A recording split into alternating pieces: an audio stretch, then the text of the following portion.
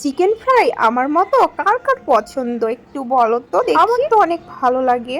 সকালের নাস্তায় বিকালের নাস্তায় চিকেন ফ্রাই হলে কোনো কথাই নেই। আসসালামু আলাইকুম এভরিওয়ান, ওয়েলকাম টু পলি খাতুন। আমি চিকেন ফ্রাই করার জন্য মাংসটা সুন্দর করে পাতলা করে কেটে নিয়েছি। এক এক করে সব মশলাগুলো দিয়ে দিচ্ছি। দিয়েছি গুঁড়ো মরিচ, লবণ, আদা রসুন বাটা, যদি আপনারা গুঁড়ো দিতে চান তাও কোনো সমস্যা নেই। দিয়েছি টমেটো সস, সয়া সস, গুঁড়ো, গরম মশলা গুঁড়ো এবং একটি ডিম আমি এখানে দিয়ে দেবো। উপকরণ দেওয়ার পরে আমি চামচ দিয়ে এটি মাখিয়ে নেব।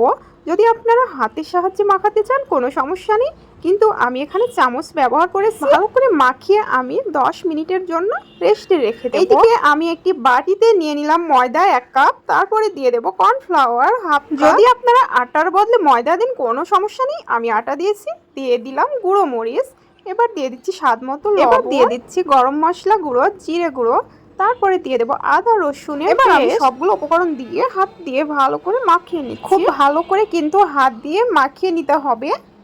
মাখানো আমার হয়ে গেছে। এবার আমি যেটা রেস্টে রেখেছিলাম 10 মিনিটের জন্য চিকেনগুলো এবার একটি একটি করে নেব এবং মশলাতে কোট করে নেব। ভালোভাবে কিন্তু কোট করে নিতে হবে। হাত দিয়ে বেশ সময় নিয়ে 1 মিনিট সময় নিয়ে কিন্তু কোট করে নিতে হবে। হাতের সাহায্যে চেপে চেপে ভাবে কোট করলে কিন্তু হবে না, হাতের সাহায্যে চেপে চেপে কোট করতে হবে। আমি একটি কোট করে দেখিয়ে দিলাম, এইভাবে কোট করে নিতে হবে।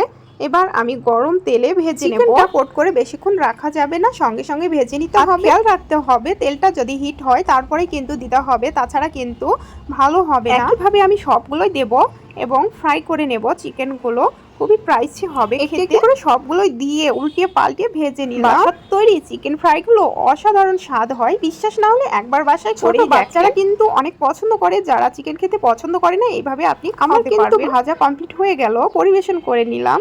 বাহ, অসাধারণ লাগছে দেখতে, মনে হচ্ছে সেই স্বাদ হবে খেতে। টমেটো সস দিয়ে এখন আমি চিকেন ফ্রাইগুলো খাবো। অবশ্যই বাসায় ট্রাই করবেন সবাই। আল্লাহ হাফেজ।